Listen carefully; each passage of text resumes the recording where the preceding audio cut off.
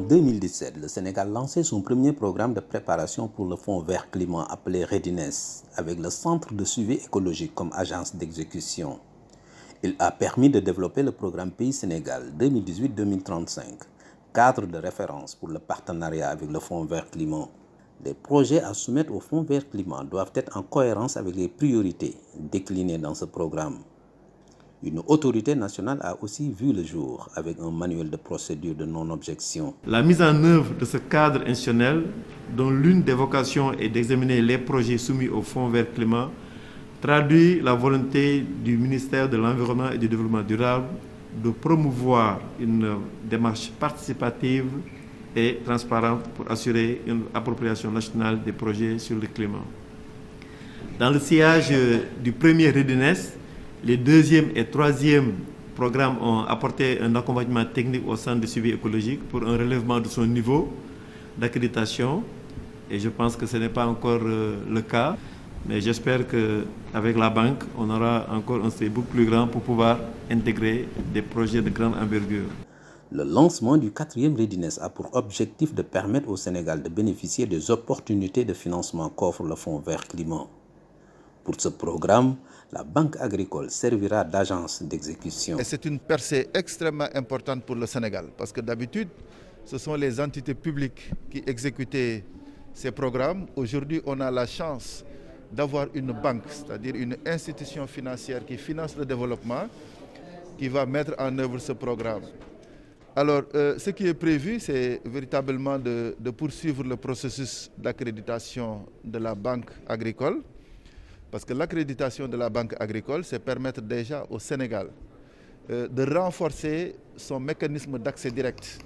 Le Readiness renforce la capacité des institutions et entités nationales et leur facilite l'accès à la finance climatique à travers divers guichets. Cependant, nous constatons que l'accès à ces ressources requiert une bonne préparation des pays bénéficiaires pour disposer donc des compétences endogènes nécessaires pour entreprendre et mettre en œuvre des projets et des programmes climatiques dans le respect des exigences du Fonds.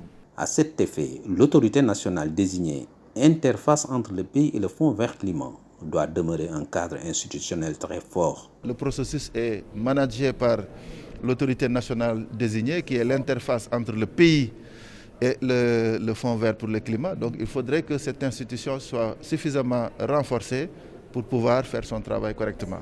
Intervenant dans le financement des chaînes de valeurs agricoles, la Banque agricole prend en compte le dérèglement climatique dans la gouvernance de ces entités.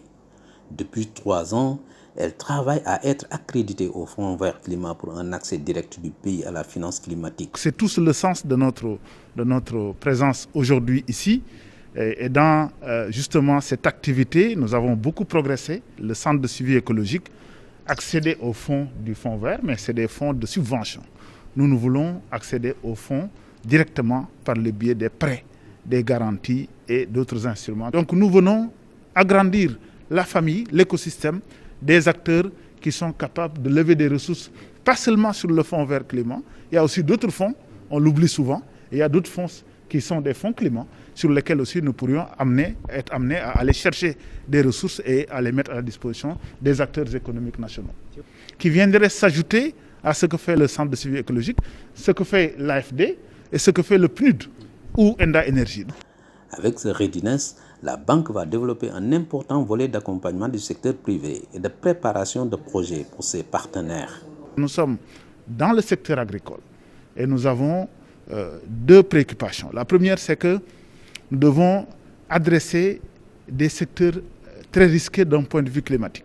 Mais nous devons aussi, de l'autre côté, répondre aux attentes des populations. Les plus nombreuses, encore une fois, sont dans les terroirs, sont dans les activités agricoles, dans les activités d'élevage, des activités de pêche, et sont aussi les populations les plus démunies face au changement climatique. Aujourd'hui, la Banque agricole rejoint le CSE dans le cercle des entités accréditées et 2 sont dans le processus d'accréditation, le Fonds 6 et le Fonds GIP.